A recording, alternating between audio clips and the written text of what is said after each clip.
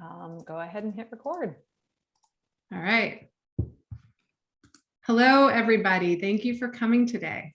I'm Valerie Marsh, and I am joined by my co-researchers, Dr. Jane Lammers and Elizabeth Conroy.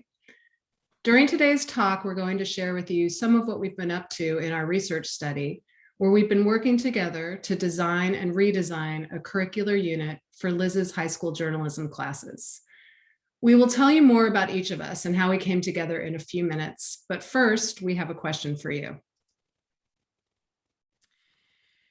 So if you think about your daily practice at work or doing research, when you're confronted with a problem, how do you typically process it? How do you work through it? So take a minute to kind of like meta think, like what do you do when you're confronted with a problem? It could be a problem at home, could be a problem anywhere. And take a minute and see if you could either unmute and share, or in the chat, share with us your process for working through a problem.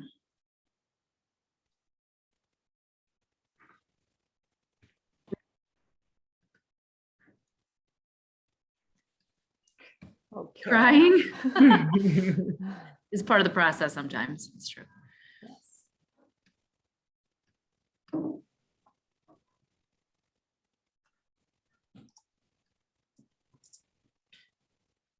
A lot of weeping and crying, okay. Talking with others, doing something active, thinking it through, free writing, asking for help, thinking about it, finding a friend, give myself time to process, gather my thoughts, externalize with trusted friends, find additional resources. The phone a friend option, very good. I wonder how many kids would even get that reference these days. Collaborate with a team to gain multiple perspectives. Talk a lot. Good, we have some verbal processors. Have a conversation with others. Think about the pros and cons, journal. So I'm seeing a very distinct theme here. Determine where the problem is and where it comes from. So after we cry about it and maybe write it out, it seems like a lot of us turn to somebody else. They turn to a thought buddy or a colleague or somebody who could provide insight or even just a sounding board to think through the process. And even if they don't have a ton to offer, just thinking through it out loud with somebody and talking it through, it seems to me we all use and rely on when we're working through a complex problem in our practice and in our lives. Yes. So part of what motivated this study that we're going to share with you was a multi-layered problem we see in our field. So if you look at the box on the left, you have the literacy research community regularly touting the transformative potential of literacy practices to provide youth opportunity to do amazing things, to connect socially, to learn in deep ways, to critique inequitable social structures, which is like, what's the problem, you say? And it's not a problem in and of itself. But most of this research comes out of online informal learning spaces. And then the articles that come out of this research have suggestions in implications sections, suggesting that this type of learning can happen in classroom spaces as well. And Jane and I have ourselves made those suggestions in implication sections of some of our articles. Then you have the next box over, the realities of school-based learning, which are often shaped by pressure to meet accountability standards. This pressure intensifies in schools that are considered low performing, which are most typically located in underserved communities. And amid this pressure, the deep learning and social cultural literacies practices promoted in literacies research often fall away as schools concentrate time and energy on strengthening testable skills.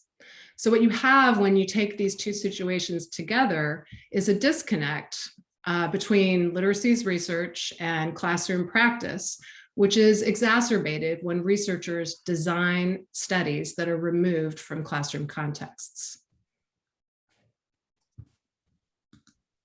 So one way to address this problem is by reconnecting research and practice through collaborative partnerships, which is what Jane, Liz, and I endeavored to do. RPPs are gaining attention for their effectiveness in bringing research and practice in dialogue to inform pedagogy.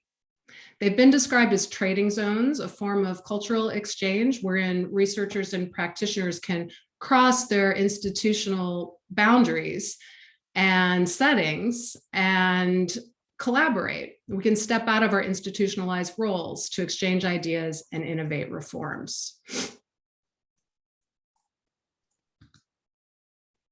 So now a little bit more about each of us. I said already that I'm Valerie and I'm a professor here at Warner. I teach pre-service ELA teachers and I study school transformation at the university's Center for Urban Education Success, also known around here as CUES. This study that we're sharing with you today pulls together these two research interests of mine, literacies, research, and school change. And I'm Jane Lammers, and I direct our secondary English teacher preparation program here at the Warner School. And as Valerie said in the introduction, much of the research that literacies folks tout as these empowering these empowering online practices, like that's my work, that's what I do. So the idea of putting this work in conversation in a classroom is very motivating to me. So I was glad to be a part of this partnership. I'm Liz Conroy. I'm an English teacher. This is my 17th year teaching in the RCSD. Majority of the years at this particular high school, at my high school that we will be looking at today. I teach English 3, which is juniors, and you know, like most city schools, we are very exam focused because we have some demonstrable indicators to meet. But I also teach senior journalism that has a lot more flexibility in being able to kind of test out some of these partnerships and research-based practices in ways that are really authentic and meaningful. So a little background on how we came together. First, a caveat. We're about to discuss a public school that most of us here at Warner are all pretty familiar with. Yet, to protect human subjects, we are not going to name that school. This may seem awkward, which is something for us to explore further, perhaps in another talk. But for now, we ask that you play along as we deliberately avoid naming that school. Okay, so our partnership is situated within the larger university school partnership between a city high school and the University of Rochester. This partnership began in 2015 to keep the school open and on a path to transformation. It was at that time that I led a professional learning community with teachers in the English and literacy departments of that school, along with my Warner pre-service ELA teachers. That's when Liz and I met, and we had some really great discussion back then about theory and practice and student-centered pedagogy. Also part of the university partnership and embedded at the school is an ethnographer, Joanne Larson, who had known about some of the advocacy work Liz was doing with her journalism students, and she told me about it. And I told Jane about it. And we approached Liz and asked her if she would be interested in working together to support the curricular design of this advocacy unit. And she said yes. So a couple more things I wanted to point out.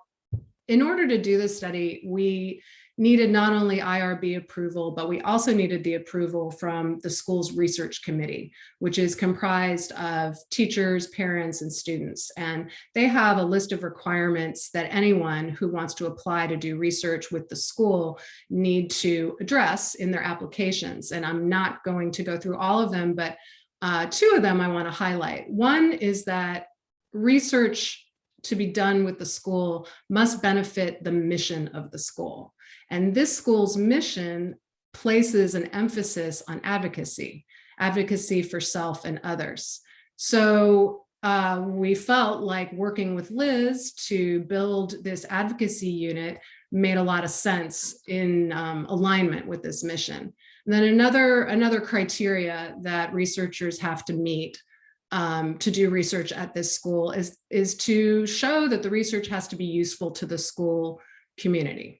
So we theorized that because we would be working with Liz, a teacher in the school community, to support her planning and design work. And then by extension, because that planning was about building capacity for student advocacy work in their communities, we felt like it was a good fit.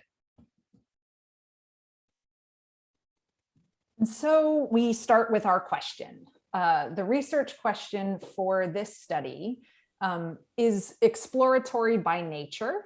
And because we weren't sure how the partnership was going to play out, but we were also interested in understanding not just the literacy unit itself, but that partnership, we crafted the question in this way, which I cannot see because of Zoom sharing. So I can't see the full question, but I know you can. Important to this question is that we are looking at how the partnership helps meet a pedagogical goal. And we originally had a couple of different goals, but the most salient one here is just that this curricular unit would amplify the voices of historically marginalized youth in Liz's classes. And we explored this in a variety of ways and brought together these three theories to inform our work. So this is our theoretical framework, stemming from a combination of literacies understanding, partnership understanding, and research design understanding. Literacies of power, originated from Ernest Morel, is designed to amplify those voices. And you see here that I've highlighted this idea that it repositions youth in particular as agents of change, very well aligned with the Warner mission and very well aligned with the school's mission of advocacy. So we found this to be a particularly good fit. In addition, not only is it the idea that youth can create narratives themselves, but they are deconstructing the dominant narratives that they hear. So it's important to show how we, in conversation with Liz, as she was having her students do research and gather stories about the issues that they were paying attention to, that we had them questioning. So what does that say about whether or not you have a role to make any change here? Many of the students felt initially, well, we can't do anything. And we have them create their own texts, all of this as a practice of freedom and freedom making.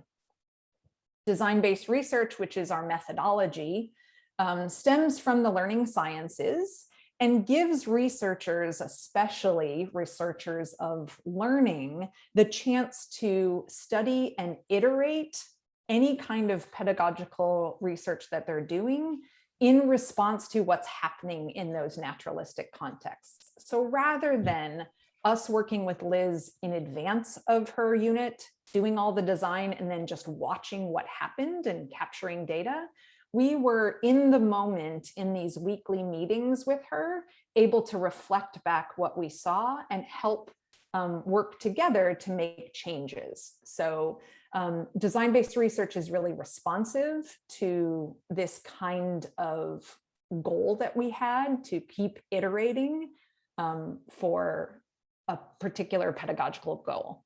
It also required us to capture the complexity of what was happening. And we all know classrooms are very complex spaces, and you put a couple of researchers in there too with their own ideas, and it gets even more complex, right?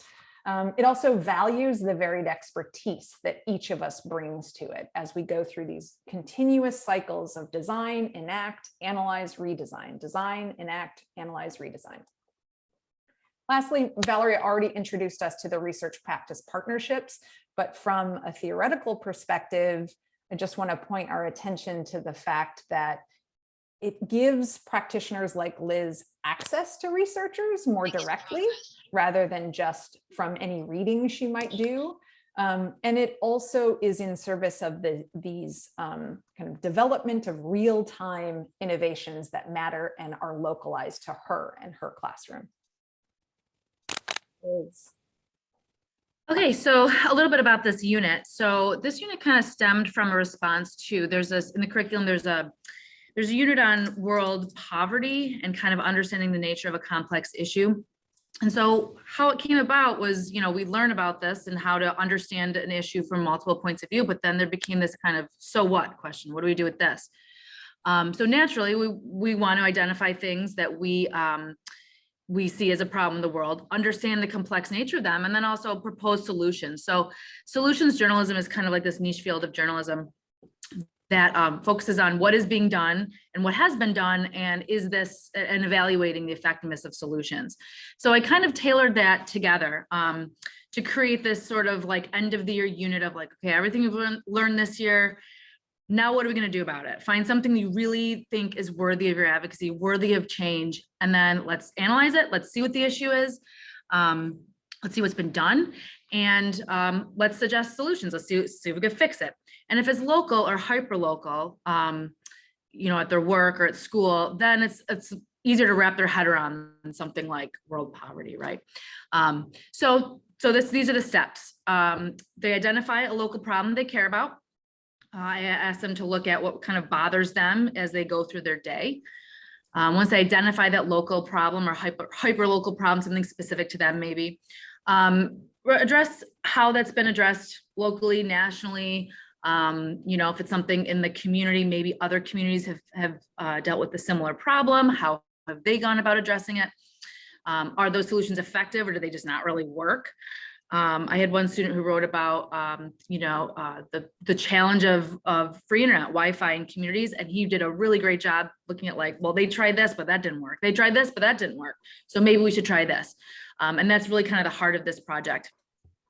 Then there's adjacent issues. So if you're looking at an issue, there's obviously issues surrounding it as well, that often have an impact on the solutions proposed and the nature of the problem. So they had to consider the adjacent issues and have some discussion about how those connect, and if affecting one issue would affect another issue.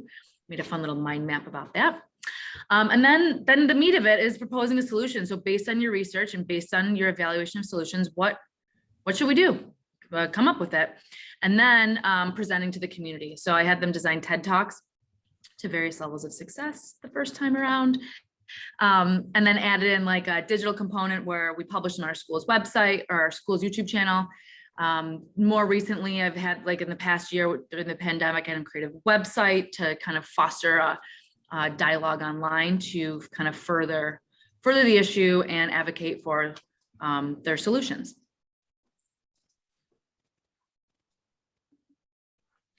So the year that we did this, I think it was 2018-19, I had 2 sections of journalism, first period and fifth period, so the beginning and the end of the day. There were 2 very different dynamics of the class, but they're all primarily seniors. As you can see from the chart, there were, the majority of them were adults. They were over 18. So they're ready to get out into the world. A lot of them have jobs. They're really, really looking at that transition from what does my coursework in high school have anything to do with what I'm doing out in the real world, which is where I will soon be fully thrust in a matter of months. Definitely a very racially diverse group in both classes. Diversity in language variations, students whose first language is Spanish. And then there's also some disability considerations with as they're giving their speech. Obviously, speaking and listening is a piece of the TED Talk, and there were some accommodations that had to happen for students who had needs around those abilities. Here you can see the data we collected during phase 1 of the study. So the first implementation, I don't think we've said this yet, the first implementation of our study was the first time that Liz did this unit, which was it was before COVID. So it was 2019. We've been delayed in the second phase. So this was spring, the end of the school year, really, in 2019. And we used a variety of collection methods and types of data. Jane and I each visited Liz's classroom once a week, or between the 2 journalism classes. We hit each one once a week during the duration of the 7-week unit. And Jane and I participated in class. We worked with students, we took field notes, and we also, towards the end of the unit, started interviewing students in a one-on-one format. The three of us also met for planning meetings during every week of the unit, as well as the weeks prior to the start of the unit, and then at the conclusion of the unit to reflect on what we learned. These meetings were video recorded on Zoom. We collected student work, including their TED Talks, which was part of their final capstone, and curricular documents. Jane and I also wrote researcher memos after each observation and after each meeting. So in terms of analysis, what we've been using is Erickson's analytic induction model. And that requires repeated readings of all of the data. You see a theme in our logic of inquiry in that we're constantly in this cycle. And so this methodology requires that we kind of stay in this cycle of reading, rereading, rereading. And what we then did is we tried to craft assertions or statements or claims that we felt could be supported by our data and were in service of answering that question of what was happening with the partnership and how was that partnership functioning to support the work that Liz was doing in her classroom. All of those assertions were informed by our theoretical constructs. They became the sensitizing concepts. So we were paying more attention to the ways in which students were empowered through literacies, for example. We then shared those assertions with Liz in our meetings. We all would kind of remind each other of the evidence, like, oh, where did that happen? What data might support that? We went back to those data to look for things that supported or did not, to revise and strengthen or outright reject some of our assertions. We always went back to Liz and stayed in conversation with Liz to make sure that our assertions were warranted and that we had the full story. So the preliminary assertions that we want to share with you today that focus on the thought buddies, that is part of our title that drew you to our talk today. We have these two, and I draw your attention here to first the ways that these assertions acknowledge kind of Liz in this space and the teacher and what she gets out of it. So the partnership offered her some time, space, and incentive. And you'll hear her say this in one of the bits of data of like, I need to kind of do these iterations because these people keep showing up in my classroom or in my Zoom room to do things, right? And then what we brought offered some broader perspectives that complemented what she was doing in her unit. But you could also look at these, you could also look at these from the perspective of the researcher. And you see for us, we have these broader perspectives, but we also get to put them in conversation instead of just in an implications section of an article in the future. So here's an excerpt from our final reflective conference, which happened at the conclusion of the first implementation of Liz's unit. And it supports our first assertion about the space, time, and motivation for the teacher in a research practice partnership like ours. So here, Liz talks about how our collaboration shifted the way she reflects on her pedagogy and plans for future implementations. I'll give you a minute to read it, and then I'm going to invite Liz to comment on it because, you know, these are her words.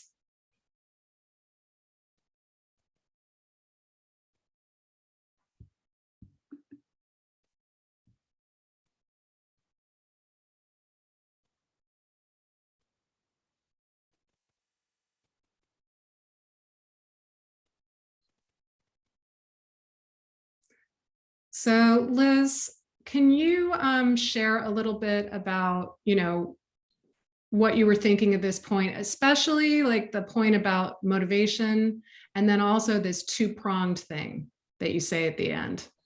Yeah, so this whole process of working with researchers. Of course, teachers definitely, we have reflection planned into all of our units and we make notes about what we're going to do, but to do it kind of in real time with somebody who offers a completely different perspective and has been in the room and is not part of the school, really kind of forced me to really look at what I was doing, make real-time changes, and to really kind of like metacognitively think through everything as we do it, which we don't always have time to do because, life and school and kids and all that stuff.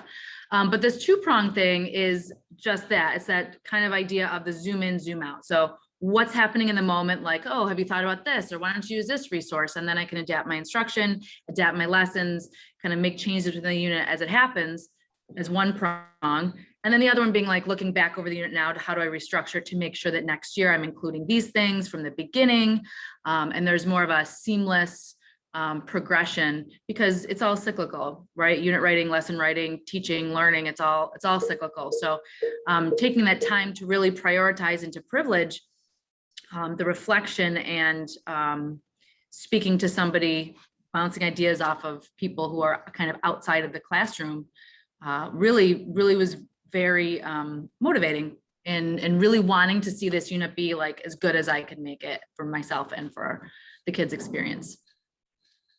I'm also going to add that, thanks, Liz. I'm also going to add that there's another duality, I'm going to say, happening here with Liz in that she's thinking about the now, she's reflecting on the iterating now. She's also thinking about the future, let's say it very intentionally. She's also playing two roles here. She's the teacher, she's also a researcher, and she's kind of apprenticing into research perspective. So I just wanted to throw that in. And given the fact that she's about to apply to the doctoral program, the apprenticeship worked. Whoa. Yeah. Which wasn't by design, it just happened. That's just a happenstance, right? Yeah. So in our second assertion, we talk about the ways in which we were able to offer broader perspectives on the project. And while you might think about this in terms of the articles that we shared with Liz, which is absolutely what we did, she would be talking about something that she wanted to do. And I was like, oh, I just read this article in the Journal of Adolescent and Adult Literacy. Like, why don't you take a look at that? So we kind of curated for her and gave her some resources. But what I found most interesting as we went back in the data is that the broader perspectives that we offered was sometimes access to student voices in ways that she didn't realize. And it was because we were conducting interviews with some of the students. And so what you'll see here in this Zoom clip that I'm going to play for you is we're in one of our planning sessions. It's early June. And the unit is well underway. The students have chosen topics. They're working on it. Liz has them writing. She's had them writing all year. And now they're writing this research project and this research paper to inform the TED Talk that they do. And they had previously been writing these articles that got published on the school blog and newspaper. Those are what, Liz, like 200 words? 200 to 300, it's about a half a page, yeah. Right, half a page. Sure. And the research paper that you asked them to write was how long? 2 to 3 pages. 2 to 3 pages. So here's what happens as we're talking about this.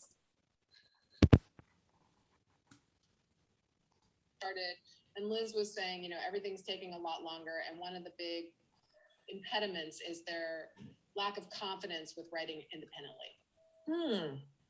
And that's surprising to me. I was saying the same thing because they've been writing all year with you. Right. Sure. So since it's longer, I mean, the idea of 2 to 3 pages, they're all like, what do you mean 2 to 3 pages? I'm like, well, it's, an article is a half a page. That's just, more than that. So the length is freaking a lot of them out. And it's 2 to 3 pages, really not long at all in the grand scheme of things. So I think the idea of sustained writing and a longer piece that has more components and more to really think through is tripping some up, and it's some of it might just be that it's June and they're like, I can't believe we're still working. All my other classes are done. Like, there's a little bit of that too, you know, like my senior year, what is even happening here? Yes. Yeah. It's interesting to hear you say that and to think about the recent interviews that I've done. Oh, So one interviewee is very much in that, like, this is hard, this is long. What she's asking of us is a lot more than she's ever asked of us. yeah. So I got that from one person. But from two people I got, this is one person said she needs to be making us work harder. Like, I don't feel like I've worked hard enough. Oh, that's interesting. Very interesting. And, you know, if she would just, I feel like we can get away with a lot, or because this person said, actually both had some version of, we want to write more, we want to work more, which I thought was super interesting. Wait, now I'm curious. Started, and Liz was saying. So what I want to draw our attention to here, in addition to how you see me being able to offer this broad perspective to Liz, another thing that we're exploring, you saw all of my hesitation, right? I'm about to share with the teacher that some of her students are saying something, not necessarily bad, but like something that they didn't quite like, or something that they wanted more. And so you see me kind of struggle with, like, how am I going to present this to her? How is she going to feel as I say this, and choosing my words very carefully. I don't typically stutter that much, but I am pretty thoughtful about the words that I choose in various situations. And this is a tricky place to be in this dynamic. Liz, any of your reflections? I really liked that kids were so honest with you guys, because you were outside of the classroom, and then you could share that with me. You know, sometimes, especially seniors, they play along to get it done. When something's not working, and maybe I'm not giving them enough opportunities to give me that feedback, like what's working for you, what's not. And that's something that I need to adjust in my practice. And of course I want feedback. And if something's not working, or something they want more or less of something, absolutely, that's a conversation I want to have with kids. So the fact that, you know, you kind of shined a light on that, I mean, I welcome it. I think that needs to change then. So they're writing more this year. Yeah, that's good. So they got It's definitely it now. But they informed, wanted more. right, the future iterations. And then we walked the line. We did not reveal to her who or who what. And the conversation goes on and continues to talk about, some of the students were saying, we want to be set up for college, and we see the ways in which she is doing that for us, but the ways in which maybe we should be writing more because we're kind of afraid about what college will bring us. So now some of the so what's for you, Liz, and what you've been doing. Okay, so we talked about the real-time iterations, like in the actual adjusting of the unit as we're doing it, the building the ship or adjusting the ship while we're flying it is the real-time iterations. But some of the long-term iterations that I've kind of threaded throughout the year. So I've had them practice more. I uncovered that they need more practice with public speaking as well, like recording a TED Talk. This is before the Zoom, when everyone was like comfortable on camera, and kids still aren't comfortable on camera, but they were way less comfortable on camera in 2019. So now with each of the articles they write each month, they have to record a flip grid just for a class where they practice their speaking and public speaking in a recorded way that they can give each other feedback. A safe space where they can do that. I've also played around with the idea of the model of the TED Talk and using it actually as like instruction, not just like this is how you present your ideas, but to actually, like, we just watched one on the First Amendment, like learning about the actual content through TED Talk. So they're really super familiar with the process and with the format of a TED Talk. And even we're going to start deconstructing, like how then would you go from looking at this TED Talk to organizing, like how did they organize this talk? So they have a model then when it's their turn at the end of the year, and it's way less scary and they can have a little more success. And they're just fun to watch. We love those. I also included a daily research question that at the beginning of each class, instead of a discussion question, they have to actually, again, on Google Classroom, we love Google Classroom. There's a controversial topic that then they have to take 10 minutes at the beginning of class and just research it, find a reliable source. It leads to really authentic discussions about source and bias, which come up through direct instruction, but as they're actually actively exploring something they might have an interest in, they have like ongoing practice with research as well, in a more like informal way. They'll have a bigger bank to choose from at the end of the year as well. So those are some of the real time and also the long-term changes to the year in addition to the unit. Great. Okay, so Liz talked just now about the TED Talks. Like that was one area that we found to be a challenge for students, that when TED Talk time came, they weren't as prepared as they wanted to be, and we strategized different ways to help them and to bolster the entire year's curriculum in the service, in this particular instance or example, of public speaking. So we've begun our second phase of data collection this year. And because there were so many implications to the entire school year of Liz's curriculum, we met in September to talk about, okay, what are the changes? What are you planning on doing? So this next clip, it's an audio clip that we're going to play for you, is a conversation specifically about the TED Talks. And you'll see how Liz and I interact. She's telling me about what she's doing and what she's planning. And I question her a little bit. I revoice, I do some revoicing, and then I do some questioning and a little bit of pushing. So let's listen to that.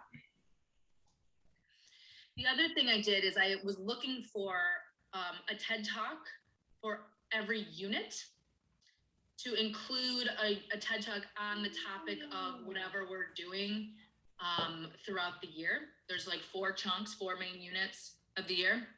So the first one's about freedom of speech and the importance of journalism and it being the oxygen of liberty and all this. So I found a bunch of TED Talks that I'm going to use in this first unit. So I'm just going to kind of, I don't want to say beat them over the head with the TED Talk format, but make sure they're super familiar with what they look like, they sound like, the types of things people talk about, the way people talk about them. So then they're very familiar with them when it's time to write their own. That's cool. So you're weaving in a TED Talk for every unit so that they become familiar with the genre of writing a TED Talk or producing a TED Talk. Exactly. Are they going to do anything other than watch it? Are they going to analyze it in any way, like from a producer's point of view? That's a really good question. I just love the way that ends. Liz was always really open. We were just talking recently, now that she's taking some Warner classes and learning a little bit more about research. She's like, I had no idea what I was going to, when she first agreed, she was just very open and trusted us to be partners with her and collaborators with her. And she's also very authentic about questions, you know? So we've been grateful for that.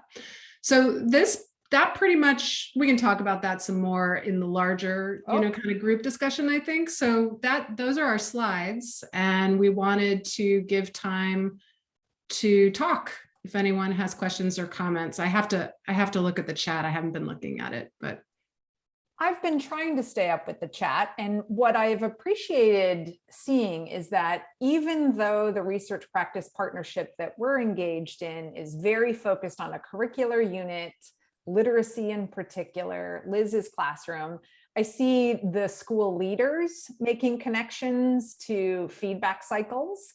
I see Eileen as our subject area librarian making a connection to how she gets this peripheral space with students. And I know I personally have relied on her in that role to guide students when outside of what they're doing in my class, but informing what they're doing in my class and knowing that she can offer them a different perspective. So yeah, it's great. And connections to action research and a particular model that Kevin shared. Kevin, we're glad you're here. You missed the early part where I acknowledged that we booted you from the role of introducer, and we were sorry for that. I'm sorry. I would have reconsidered being introduced if I knew Kevin was going to do it. You did a much better job for yourselves than I would have done, I'm sure of that.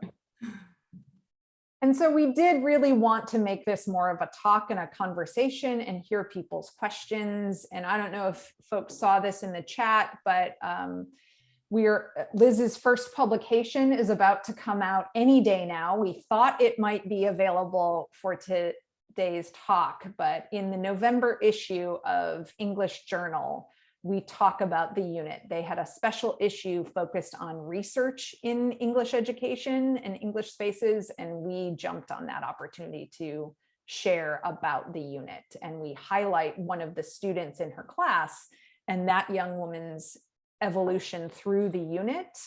And it's, I think it's a really powerful piece for teachers. And it definitely is way more than just having the implications at the end of an article, kind of a practitioner sharing.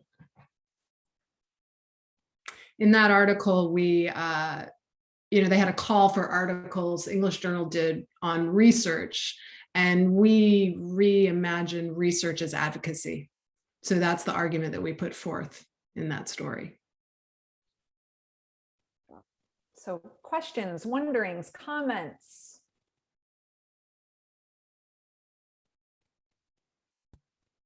I'm wondering about the students in the class. I see that your numbers are small. What did they have to have in terms of credits, or were they selected? This appears, it looks like it's an elective, right? So how were the students admitted to the class? That's a great question. So once students pass the English 3 Regents exam, they get their 3rd English credit, they have a choice of which English 4 to take. So we offer several electives that are like, they still need a 4th English, so it's like a required elective, but they have some choice. They could take creative writing or African American lit or journalism. And then there's like a straight English 4 for kids who still need to pass the test. It's got a little bit more of the test focus. So most of the students self-selected and chose the course. And on that table, there were more students in the class, but those are just the ones who agreed to participate in the study. So they were small classes, but not that small. And senior elective classes tend to be smaller just by the nature of how they're organized. Thanks. I was just curious about it. How popular is this class that you've been presenting? I take for a few years. It seems so exciting to me. I'd want to sign up for it if I were a kid. Yeah, I mean, I think a lot of kids get kind of scared off by writing, because I definitely lead with writing as being a big focus on it. So, I mean, we have at least one section each year, but as we open up more sections, kids have wider options. And so, they're free to explore all sorts of topics. So I wouldn't say it's the most popular in the whole school, but I wouldn't say it's the least. So we're like, we're hanging on and doing some good stuff. But we just got to get over that like stigma of writing being so hard. That's so interesting in itself, and I don't want to usurp this, but I'm so excited by what you're doing. Can you share some of the topics that the students chose? I'd really like to hear some of the advocacy pieces that they selected. Sure. Off the top of my head, I had, like I said earlier, one student who was so the year before the pandemic, all the kids got Chromebooks. But they didn't all have access to Wi-Fi in their neighborhoods. So the digital divide was one topic that a student felt very strongly about. We had the student who's featured in the English Journal article was really upset by, she worked at the Wegmans sub shop, how much food is wasted.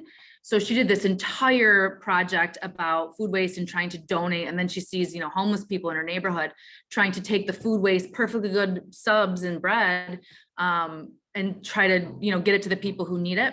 And that became a very, very interesting project for her, because there was way more red tape than she was anticipating. we had students write about the cafeteria food. They were not a huge fan of cafeteria food. And Dr. Nelms was very good at helping to make some adjustments to the cafeteria. But what that student uncovered was, again, there's more to it than just, they're giving us crappy food because why? What's the deal with vendors and how food has to be prepared and nutrition guidelines. So there was a lot of uncovering of adjacent issues with that one. One student was really concerned about the lack of recycling and the paper waste. It turned into like how much paper is wasted in a high school and the impact of that on the environment. So they chose issues that were local, but also that could be applied to a lot of different schools across the country and across the world. I'm sorry, Jane, in the planning or in the process of finding your issue, defining it, researching past solutions, and then researching adjacent issues, it really helps them dig into the complexity of issues. So like the cafeteria food being horrible was the initial problem, and then it got refined through the research to how can we make cafeteria food taste better within a budget, something like that. So that's how they, that they get pulled further and further. There are also issues that were more abstract, which was something else that we learned when we were researching the unit. One student I remember did white privilege and got a lot of pushback on that. And something that we realized is that abstract problems tend to have they pair better with different types or particular types of solutions as compared to more concrete problems like the potholes that need to be, fixed around town.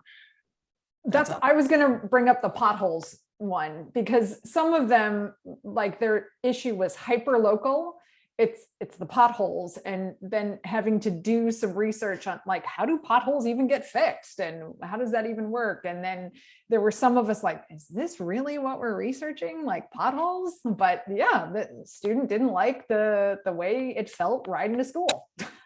And you'd be surprised. It seems like every year someone brings up the potholes. I think because they're all like, getting their licenses and they're hitting like potholes around here. And it's like right on their minds right around when they do this. So it's really funny. Like, really? Okay, go ahead. And very few of them continue with the potholes, but they definitely do some initial research and usually change your mind. Yeah, great. Kevin, you have a question about our approach as a pathway to curriculum development. Say more, sir. Yeah, I do. I wanted to point out real quickly first, like how much I enjoy this. What a great talk, what a great collaboration, and like the parallels between what you're doing and what folks who do the issues to action curriculum do usually in a social studies context, and what folks like April and her students do in a science context. I think it's just really fascinating how there are such parallels among these different kinds of doing, inquiry with kids, and our disciplinary silos are challenging in that regard, but also helpful in terms of sort of orienting the kind of work that we do with the kids. But anyway, the question that I had, so one of the things in political education that we're really struggling with, or civic education, is in the development of good curriculum. There's trash curriculum out there for helping us deal with the sort of political challenges of the present, and for helping kids understand the political contexts in which they are sort of being political actors. And so one of the things that we talk about a lot in our field is how we need curriculum to address this. And you have organizations for example, the Stanford History Education Group, which is, a collective of researchers who are developing the civic online reasoning curriculum. And then, you have, we ask individual teachers to sort of write their own curricula, which I think is a real steep ask for a lot of folks. And there's organizations that do curriculum. What I'm hearing you're all doing is this interesting sort of way of developing curriculum together through practice, through the enactment of practice and the enactment of this unique curriculum that Liz has, with Val and Jane also sort of feeding back in the process of revising the curriculum and also teaching it and learning from it and all that kind of stuff. So I guess I wondered, like, in thinking about this approach, this sort of design-based approach to curriculum development, relative to that sort of unit of analysis, curriculum development, what are some of the sort of potential assets you see in terms of this being a mode of curriculum development? And what are some of the challenges that you see in terms of this being a mode of curriculum development relative to, other ways that, curriculum is done? I can think of one potential asset and challenge, like the thing is both. It's a both and. It's the reliance on relationships, right? And the need to foster relationships of trust. So, as Valerie was sharing at the beginning about how we came together, like it started in these relationships, the relationship she had with Liz, because Liz was part of that initial PD that Valerie did. The other thing, but then that also is a challenge because who gets to have access to those relationships? So there are questions about access. Like this happened in part because Valerie is a connector, because we have this relationship with the school, because that happened, because Joanne was paying attention to what was happening in the school and her ethnography. And Joanne then told us, like, it relies on these informal and formal networks in order to happen. The three of us happen to be good at those things, but not everybody is, right? Not everybody's comfortable in these relational spaces. So I think that's a both and. It could be a positive and also a challenge. The other thing that I am reminded of is how scrappiness leads to innovation. So solve a problem when Valerie first went to the school to do the PD. And the problem was I had one English education student. And so who was he going to talk to and learn from? We were staring at the opportunity and the reality of Valerie spending 3 hours with him once a week to try to teach him English education. So she put him in conversation with practicing teachers. I'd also say that, in addition to the relationships and our personal inclination to be relational or scrappy, we do have the context of the university school partnership. And I wouldn't have done the PD without it. I wouldn't be at the research center I'm at without it. So, that is something that I want to explore and push out into the world more, is that university school partnerships can facilitate these types of collaborations.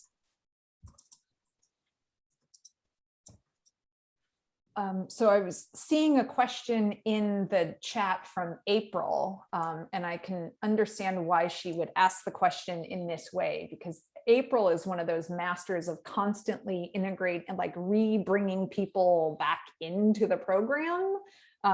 In Science Stars, Get Real Science, like all the iterations of the sciencing that April does. So she asks us in the chat, how might you bring youth from implementation 1 back to mentor current students? And Liz, I know we've already talked about how the TED Talks are useful as text for those students. But I think you mentioned at one point contacting Erica, who's the student we write about in English Journal. Yep. So I'm wondering how you're thinking about addressing April's question of bringing those students back. Well, one way definitely is through their previous work, obviously. And a lot of kids still are in touch with some of those kids because they have older brothers and sisters or they know them through school. But having guest speakers come in, I did have a guest speaker last year on Zoom, a student from a previous year. I don't think she was a part of this project. I think it was the year afterwards when everything shut down. But she went to school for journalism and she was really excited to talk to the kids just about perseverance and online learning and all this stuff. So there was a really very nice partnership there that wasn't really related to this unit, but the same sort of thing where students are just really excited and eager to like talk to the current students, like, guys, I know what you're thinking right now. So yeah, I could absolutely reach out to Erica and some of her classmates who were part of this study. I think they'd really like seeing it, especially seeing maybe the English Journal article that they were a part, their final project that was like, oh, at the end of the year was actually part of something much bigger. I think that would be a real motivator for them to come back and maybe either Zoom in or do some in-person, hyping up of the project when we get closer to it. And one of the phases of your unit is that you ask them to connect with outsiders and to talk with people. So there's space in it, like there's a mechanism in the unit. Yep. Liz, I'm also thinking that because of the TED Talks and because of the exposure, my prediction is you're going to get more students taking these classes over, because we were talking about how maybe the numbers are a little small because research and writing is daunting. I think the TED Talks are going to pull more students. I hope so. They're fun. Yeah, and they're easy to share. Yeah, they are. So When you got something to say, it's all about finding the right thing, it's about finding the right thing to say that you care about. And feeling like you got a voice, Exactly. And so we have questions in the chat, but now Sean just raised a hand. Go ahead, Sean. Yeah, I think, first of all, thank you. This is amazing. It's always good to hear about it in other settings too. Because I was just from the article, I'm learning more today than I did from the article. So thank you. So students who are in this fictional school doing this work, are they have any of them gone on to go into journalism or writing as a major or perhaps a career because of the spark that this class had? It's funny that you say that, Dr. Nelms. Yes, indeed. There's a student who just emailed us a couple days ago. He's graduating from RIT with his degree in journalism, crediting his work in this class, crazy. And he's coming back on Friday to our fictional school to kind of visit people. And he would be a great person also to come in and talk to the students about how, just finding something that you really feel like you can sink your teeth into can take your life in a different direction. And you may not be expecting it. So he would be a great resource in theory, along with all the other ones. In fact, there's actually, I thought I saw in our list a student from my class last year who is at the U of R on a full scholarship, is here somewhere. I won't point her out, but a graduate of this course is actually with us today. Awesome. I don't know that she actually did this project. She may have dropped the ball at the end of her senior year a little bit, maybe, but I don't know. It's tough at the end of the year, I know. So yes, there's graduates of the program everywhere. And Carol asks about connections to community partnerships, and she points out media connections. And interestingly enough, Carol, Liz was introduced to solutions journalism by Helene Bianduti, right? And Yep. A visit that you did with the class to go to WXXI, right? Well, she came she to our came. room. I'm not entirely sure the exact, we were doing something, maybe something like this. And she came in and interviewed me about solutions journalism. And so there was, about something we were doing. And then she suggested that she was really interested in solutions journalism, which kind of brought me in that direction. Yeah, that was a big inspiration. She's great. What was cool though, Liz, is that Helene Bianduti introduced you to solutions journalism, which has to do with researching problems, researching the ways problems have been solved. And you brought a whole advocacy piece to it. So you kind of combined the solutions journalism research with an advocacy focus. And that's what became this unit. Yep. Thanks all for sticking with us. Yeah, it's 1 o'clock. Time flies when you're having fun. It was great to see everybody. Thank you for coming. Thanks all for being a part of our talk and for all your comments, questions, wonderings. Great job. Thanks all. Inspirational Thank for you. sure. Great. Bye, friends, students, family, Stella. Stella's going to turn her camera on, Jason. Damn. Bye, Mommy. Bye, Jane. That was one of my Hi, favorite parts, Stella. by the way. Ellie. Stella chiming in was one of my Everyone. favorite parts. Sorry about that. I joined a little bit late and I was at work. That's all right. Good to see you, kiddo. Okay.